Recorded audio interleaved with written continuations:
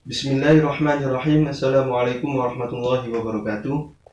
Nama saya Muhammad Zakiyul Fikri dari Prodi PAI tahun 2020 STID PGRI Uniwara. Di sini saya akan membahas mengenai mata kuliah pembelajaran hadis tarbawi dengan materi proses pendidikan keluarga menurut perspektif Al-Quran. Baik, di sini saya akan membahas mengenai proses pendidikan keluarga dalam perspektif Al-Quran.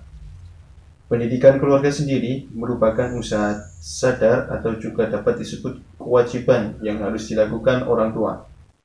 Karena mereka pada umumnya merasa terpanggil atau secara naluriah untuk membimbing, mengarahkan, membekali, dan mengembangkan pengetahuan nilai dan keterampilan bagi putra-putrinya, sehingga mampu menghadapi tantangan hidup di masa yang akan datang kelak.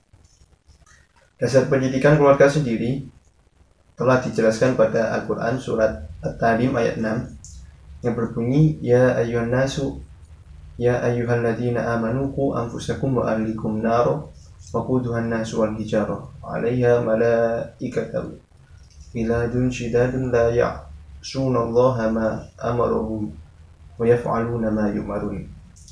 Yang berarti, wahai orang-orang yang beriman, peliharalah dirimu dan keluargamu dari api neraka yang bahan bakarnya adalah manusia dan batu. Penjaganya malaikat-malaikat yang kasar dan keras, yang tidak durhaka kepada Allah terhadap apa yang Dia perintahkan kepada mereka dan selalu mengerjakan apa yang diperintahkan. Kemudian ada pula hadis yang menjelaskan mengenai pendidikan keluarga. Yang saya sebutkan di sini berarti bahwa Rasulullah SAW bersabda, suruhlah anakmu melakukan sholat ketika berumur 7 tahun dan pukullah mereka karena mereka meninggalkan sholat ketika berumur 10 tahun. Dan pisalah mereka, anak laki-laki dan perempuan, dari tempat tidur. Hadis riwayat Abu Dawud. Baik, kemudian berikutnya tujuan pendidikan keluarga sendiri. Tujuan pendidikan keluarga kepada anaknya adalah memberikan dasar pendidikan budi pekerti, pendidikan sosial, tata cara bergaul yang baik terhadap lingkungan sekitarnya, dasar pendidikan pembentukan kebiasaan, dan dasar pendidikan kewarganegaraan. Metode yang digunakan dalam pendidikan keluarga adalah dengan menerapkan kedisiplinan. Disiplin adalah kepatuhan untuk menghormati dan melaksanakan akan keputusan pemerintah atau peraturan yang berlaku. Berikut adalah beberapa aspek dalam pendidikan tersebut adalah pendidikan ibadah, khususnya pendidikan sholat, pokok-pokok agama Islam, dan membaca Al-Quran, pendidikan akhlakul karimah, dan pendidikan akidah Islamiyah. Berikut adalah aspek-aspek pendidikan keluarga menurut perspektif Al-Quran. Yang pertama yakni pendidikan ibadah. Aspek pendidikan ibadah ini khususnya pendidikan dalam hal ibadah. Dalam pendidikan sholat tidak terbatas hanya pada kalifiahnya saja, tetapi sebenarnya di dalam menjalankan sholat lebih bersifat fiqhiyah, termasuk menanamkan nilai-nilai di balik ibadah sholat. Kemudian aspek yang kedua yakni pokok-pokok agama Islam dan membaca Al-Quran. Orang tua sebagai pemimpin keluarga dalam membimbing dan mengasuh anak harus berdasarkan nilai-nilai ketauhidan yang diperintahkan oleh Allah Subhanahu wa taala untuk dipegangnya, karena tauhid itu merupakan akidah yang universal, yakni akidah yang mengarahkan seluruh aspek kehidupan.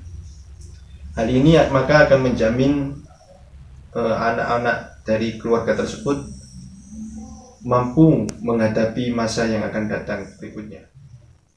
Berikutnya yakni aspek pendidikan keluarga menurut perspektif Al-Quran yang ketiga, yakni pendidikan akidah Islamiyah. Pendidikan Islam dalam keluarga harus memperhatikan pendidikan akidah Islamiyah, di mana akidah ini merupakan inti dari dasar keimanan seseorang yang harus ditanamkan pada anak sejak dini.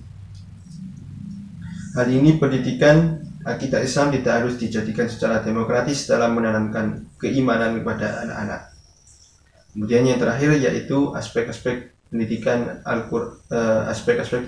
keluarga dalam perspektif Al-Quran, yakni mengenai akhlakul karimah. Akhlakul karimah sendiri merupakan hal yang sangat penting untuk diperhatikan dalam pendidikan keluarga. Yang paling utama ditekankan dalam pendidikan Islam adalah pendidikan akhlak, dengan jalan melatih anak membiasakan hal-hal yang baik, menghormati pada orang tua, bertingkah laku yang sopan, baik dalam tingkah laku keseharian maupun dalam bertutur kata.